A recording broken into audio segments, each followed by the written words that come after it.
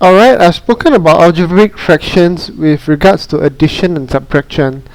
Okay, so now let me speak about algebraic fractions with regards to multiplication and division.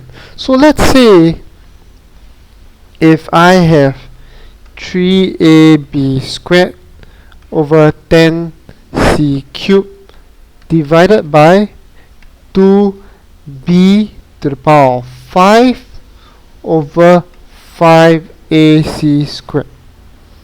So what do you get? You get 3ab squared over 10c cubed multiplied by 5ac squared over 2b to the power of 5. So you flip it over, change it to multiplication, alright? Okay, what we can do here is we can actually perform cancellation, or we can actually combine the terms together. Alright, so 3 times 5 is actually 15.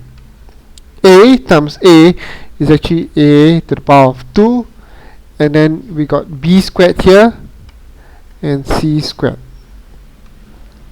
Alright, 10 times 2 at the denominator will give me 20. Okay, and then I've got C cubed B to the power of 5. Now I can perform cancellations. B squared, I cancel the power 5 here, it becomes 3.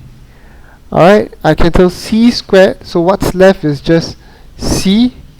Okay, so I cancel 15 divided by 5, I get 3, and 20 divided by 5, I get 4. So really what I'm left with is 3, okay, look at the numerator, 3a squared over 4 cb cubed. So that's your answer. Okay, or either that, from here we can actually perform cancellation already. So 5 and 10, 5 divided by 5 is just 1, 10 divided by 5 is 2. Alright, b squared and b to the power of 5 is b to the power of 3. C squared, cancelled with c cubed, I just get c here. So what I'm left with is, if you can see, 3a here, which is 3a squared. 3 times a is equals to 3a squared. 2 times 2 is 4 cb cubed.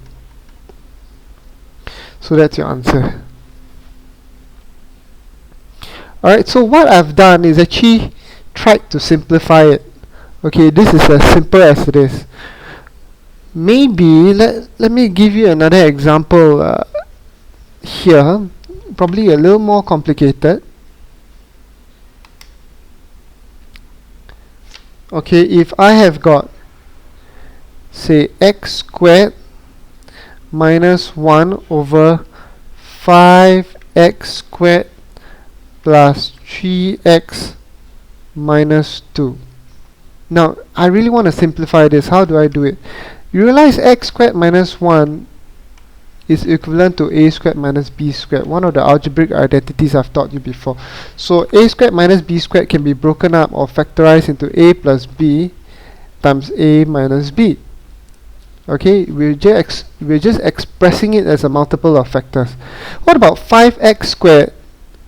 Okay, what about 5x squared plus 3x minus 2? Doesn't this resemble ax squared plus bx plus c?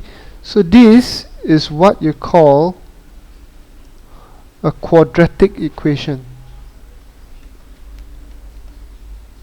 So how do you solve quadratic equations? So typically for quadratic equations we use the cross method. Okay, I've taught you this before. Okay, you cross it like that. Okay, so this is the multiply column. Okay, this is the multiply column, and this is the add column. Okay, so what times what will give me 5x squared? So this is simple enough. 5x times x There are no two ways about it. Alright, and what times what will give me minus 2. So let me use the absolute number first. So what I have is 2 times 1 will give me 2. Okay, now this cross here has got a significance. It means 2 times x. So 2 times x is just 2x. 5x times 1 is 5x. Alright, so now the thing is that I want a positive 3x. Okay, 2x plus 5x will give me 7x. So the only way that I can get 3x is if I add a negative 2 here. If I do add a negative 2 here, it also necessarily implies that there is a negative sign here. So this becomes negative 2. So x times negative 2 will give me negative 2x. 5x times 1 will give me 5x, which is the same as before. Negative 2x plus 5x will give me 3x. Now can you see that all the terms here are satisfied? I've got 5x squared, I've got 3x, which is here, I've got negative 2, which is here. Alright, so what I've just done is express the denominator as a multiple of factors. So x squared minus 1 is also a multiple of factors. So x squared minus 1 can be written as x plus 1, x minus 1. Okay, and then the denominator can be expressed as 5x minus 2, x plus 1.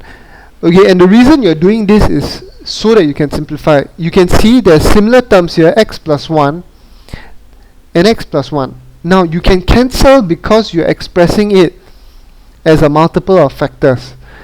This whole function here means x plus 1 multiplied by x minus 1, and this whole function here means 5x minus 2, the linear factor 5x minus 2 multiplied by x plus 1. And since x plus 1 is common here, really what you're doing is you're enabling your eyes to see it in such a way that you can actually cancel. They're similar factors, isn't it? So you can just cancel it out. It's like 3x over 3z. Okay, so what you can do is actually cancel 3 out. Alright, so that's what you're doing. Okay, and 3, but you can do it for this, but if it is 3 plus x and 3 plus z, oops, you can't cancel like that. This is wrong. Alright, only when you express it as a multiple of two factors or more. Alright, so what you get is x minus 1 over 5x minus 2. So this is the answer when simplified.